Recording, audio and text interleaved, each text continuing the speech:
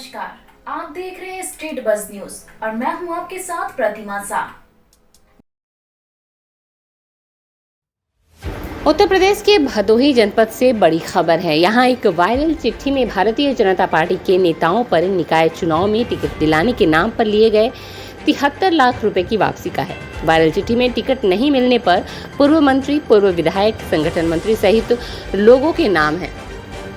पूर्व मंत्री ने वायरल चिट्ठी को ध्यान में लेते हुए पुलिस से शिकायत कर जांच कर कार्रवाई की मांग की है, तो वहीं काशी क्षेत्र के संगठन मंत्री ने आरोप लगाने वाले पर 5 करोड़ के मानहानि का दावा ठोका है। वायरल चिट्ठी में लगे आरोपों पर दोनों नेताओं ने साजिश कर बदनाम करने की बात कही है। पूरा मामला भदोही नगरपालिका परिषद के अध्यक्ष पद के लिए भाजपा के टिकट लेने का है। यहाँ भाजपा के टिकट के लिए दर्जनों लोगों ने दावेदारी की थी, लेकिन नाम फाइनल होते होते निवर्तमान और एक अन्य के नाम की चर्चा जोरों पर रही और अंत में निवर्तमान चेयरमैन की पत्नी को ही टिकट दिया गया, जिसे निकाय चुनाव में हार का सामना करना पड़ा। बताया जाता है कि भदोही सीट पहले पुरुष, बाद में महिला आरक्षित होने के बाद टिकट मांग रहे विनीत जायसवाल उर्फ राजू ने अपनी पत्नी रीना जायसवाल के नाम पर टिकट मांगा, जिसके लिए वायरल चिट्ठी के अनुसार लाखों रुपए कैश संगठन के लोगों को देने की बात लिखकर वायरल किया गया है। वहीं वायरल चिट्ठी के बाबत भाजपा के काशी क्षेत्र के संगठन मंत्री आशीष सिंह बघेल ने आरोप लगाने वाले राजू पर कोर्ट के माध्यम से लिखित में 3 दिन के अंदर जवाब न देने की स्थिति में 5 करोड़ की मानहानि की बात कही है। आशीष ने बताया कि मेरी साफ छवि को खराब करने की नीयत से ऐसे आरोप लगाए गए हैं जो बर्दाश्त के बाहर हैं। मुझे न्यायालय पर पूरा भरोसा है और मेरे साथ न्याय होगा। अपना नाम और परिचय बता दें। मेरा नाम आशीष सिंह है। मैं भारतीय जनता पार्टी काशी क्षेत्र के मंत्री का दायित्व का निर्वहन कर रहा हूँ वर्तमान में। आशीष जी, क्या कहेंगे कि निकाय चुनाव बीता है, एक विनीत जायसवाल नामक व्यक्ति ने आरोप लगाया है आपके ऊपर, पूर्व विधायक के ऊपर और मौजूदा विधायक जो औराई के हैं, लगाया कि टिकट दिलाने के नाम पे आप लोगों ने पैसा लिया है, नहीं दिया है, क्या कहेंगे इस पे? देखिए, मैं और लोगों की बातें तो उतनी नहीं जानता, लेकिन मैं अपनी बात बता रहा हूँ। विनीत जायसवाल से मेरी मुलाकात इस चुनाव के दौरान हुई। जैसे बहुत सारे प्रत्याशी अपना बायोडाटा लेकर मेरे पास आ रहे थे, उसी में विनीत जायसवाल भी एक दिन मेरे पास आए और अपना बायोडाटा उन्होंने मुझे दिया। मुझसे फोन पे 2-3 बार उन्होंने समय मांगा। संयोग से मेरे पास व्यस्तता थी चुनावी, और मैंने एक दिन उनको कहा कि ठीक है, आप किसी दिन आ जाइएगा, तो उस दिन वो आकर उन्होंने अपना बायोडाटा मुझे दिया। इसके पहले मैं ये अपनी पत्नी रीना जायसवाल को चुनाव लड़ना चाहते थे। जैसे फॉर्मल होता है, बायोडाटा मैंने लिया और उसके बाद मेरी इनसे कोई मुलाकात नहीं है। अब ये इन्होंने जो आरोप लगाए या कि 5 लाख दिया गया, लिया गया, मैं इन सब बातों को बिल्कुल नहीं जानता, न ही मेरे संज्ञान में ये सब बातें हैं। मैंने इन्हें एक लीगल नोटिस भी भेजा है, मानहानि का नोटिस भी भेजा है कि मेरे नाम का दुरुपयोग इन्होंने क्यों किया। मेरी पारिवारिक प्रतिष्ठा को आघात पहुंचा है, मेरे राजनीतिक प्रतिष्ठा को आघात पहुंचा है, मेरे बेदाग राजनीतिक कैरियर पे इन्होंने दाग लगाया है। तो मैं तो एकदम विक्षिप्त हूं और मैं मानसिक रूप से बहुत प्रताड़ित महसूस कर रहा हूं खुद को, और मैं इस बात को लेकर के न्यायालय की शरण में हूं और मैंने इनको मानहानि का दावा इनके ऊपर किया है और अब न्यायालय जो निर्णय करेगा वो मुझे शिरोधार्य होगा। किस तरह की मांगे हैं आपने नोटिस में? मेरी कोई मांग नहीं है। जो लीगल नोटिस होती है, जो विधि सम्मत नोटिस होती है, वो मैंने इन्हें भेजा है कि ये जवाब दें, ये बतावें कि इन्होंने किन तथ्यों के आधार पर मेरा नाम लिया है और कब मैंने इनसे पैसे की डिमांड की थी और कब इन्होंने पैसे मुझे ले आके दिए और कब इन्होंने पैसे मुझसे वापस लिए। इस तरह का कोई इंसिडेंट मेरा और इनका कभी हुआ ही नहीं है, न ही मैं इन्हें अच्छी तरह जानता हूं। शायद अब बहुत दिन बाद मुझसे मिले तो अभी तो टीवी, ये जो यूट्यूब चैनल वगैरह देख लिया तो इनको पहचान लूंगा, नहीं शायद मैं पहचान भी नहीं पाता। तो मेरे इनसे कोई मुलाकात कभी नहीं रही है, न मेरा कोई इनसे संबंध रहा है। ये एकाएक चुनाव में प्रकट हुए हैं और फिर इसके बाद इस तरह के, मुझे लगता है कि ये एक बहुत बड़ी साजिश और षड्यंत्र है मेरे खिलाफ और इसका पर्दाफाश बहुत जल्दी होगा। और मैं तो फिलहाल न्यायालय की शरण में हूँ, जो न्याय करेगा वो मुझे शिरोधार्य है।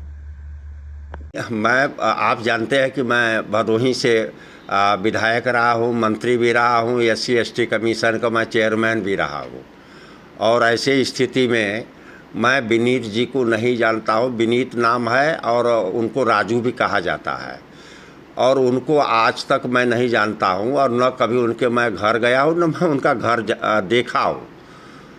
लेकिन जो है उनको अपने दिव्यालान में माननीय श्री रविंद्रनाथ त्रिपाठी जी, पूर्व विधायक जी ने मिलवाया था 1 मिनट के लिए।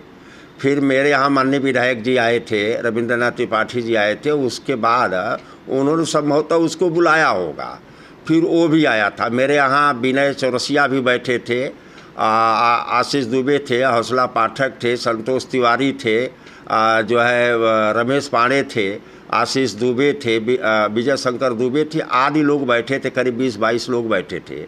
और उसी दौरान राजू जायसवाल यहाँ पर आया था, अपने पत्नी रीना जायसवाल की पैरवी को लेकर के आए थे कि हमको भदोही नगर पालिका से चेयरमैनी का टिकट दिलवा दीजिए।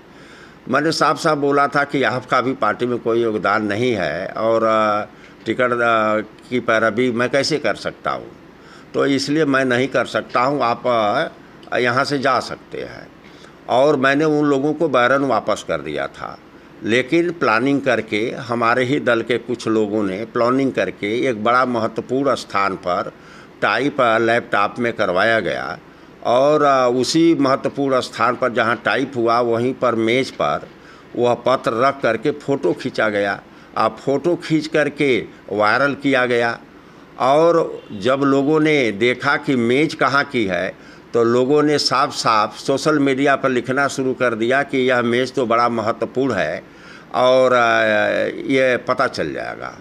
और जब इसकी मुझे जानकारी मिली तो मैंने एसपी महोदय में लखनऊ था, एसपी महोदय को पत्र बनाकर दे दिया हूँ FIR करने के लिए और जो है क्राइम ब्रांच से विवेचना के लिए दे दिया हूँ।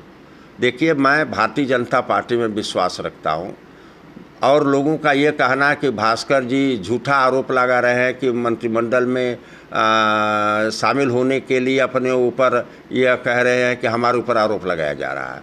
दीनानाथ भास्कर मंत्री भी 2 बार रहा, आप जानते हैं, SC/ST कमीशन का चेयरमैन भी रहा हूँ, 4 बार से विधायक हूँ।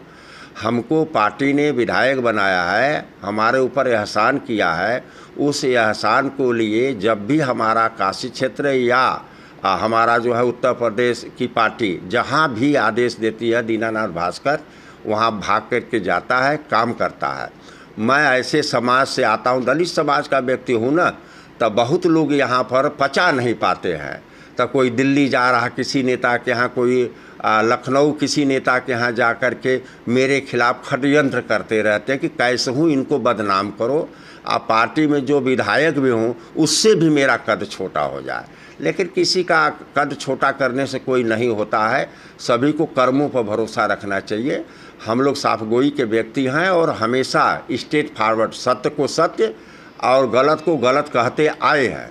ऐसा नहीं कि रात को कोई दिन कहेगा तो मैं दिन कह दूंगा, जबरी कोई कहलवाएगा तो कर दूंगा, भले मेरा नुकसान हो जाए, मैं नहीं कह सकता हूँ। इसलिए जो है हमें पार्टी पर भरोसा है, पार्टी को हमारे पर भरोसा होगा और जहाँ जो निर्देश होगा मैं दीनानाथ भास्कर खड़ा हूँ और जो पार्टी ने मुझे विधायक बनाया उसका कर्ज भी हम हमेशा उतारते रहेंगे, पार्टी के लाइन पर हम चलते रहेंगे। शेष ज़िंदगी जो बची है मैं ये कोशिश करूँगा कि भारतीय जनता पार्टी के ही जो है झंडे के नीचे जो है मैं हमारा अंतिम संस्कार हो। इस तरह की विचारधारा हम लोग रखने वाले लोग हैं और पार्टी को भी कहीं हम लोग कमज़ोर होने नहीं दे सकते हैं। इस तरह से चिट्ठी वायरल की जा रही है जिसमें खिंचा गया है, लगता है कि आपको ये पार्टी के ही लोग हैं, भाजपा के ही लोग हैं? कुछ लोग तो शामिल हैं, लेकिन जो विवेचना क्राइम ब्रांच कर रहा है तो ये पता कर लेगा कि उन्होंने पैसा कहाँ से निकाला है। वो पैसा लेकर के आए हैं। 8 जो है हमारे यहाँ CCTV कैमरा लगा हुआ है। जब वो झोला लेकर के आया था तो इसकी जानकारी मैं माननीय क्षेत्रीय अध्यक्ष जी को दे दिया था। इसकी जानकारी माननीय जो है गोविंद नारायण शुक्ला जी MLC साहब हैं, वो जो है प्रदेश के महामंत्री हैं, उनको भी मैं इसकी सूचना दे दिया था। कौशलेंद्र जी प्रभारी हैं, उनको भी मैंने इसकी सूचना दे दिया था। हमारे ज़िले के जो प्रभारी मंत्री हैं दानिश आज़ाद अंसारी साहब, उसकी भी सूचना सेम डे मैंने दे दिया था कि मेरे यहाँ आए थे, ऐसा ऐसा कह रहे थे और मैंने इनकार कर दिया और उनको बैरन वापस कर दिया। यह बात जिस दिन की घटना है उसी दिन और उसके दूसरे दिन अपने सभी सीनियर नेताओं के दिमाग में यह बात मैंने डाल दिया था। इसलिए शायद इन बातों का असर हमारे नेता लोग जानते हैं कि भास्कर पहले ही बता चुका है। अगर भास्कर पैसा लेता तो भास्कर उसकी पैरवी करता। देश दुनिया की खबरों से अपडेट रहने के लिए देखते रहिए स्ट्रीट बज़। यदि आपने हमारे चैनल को सब्सक्राइब नहीं किया है तो आज ही सब्सक्राइब करें। धन्यवाद।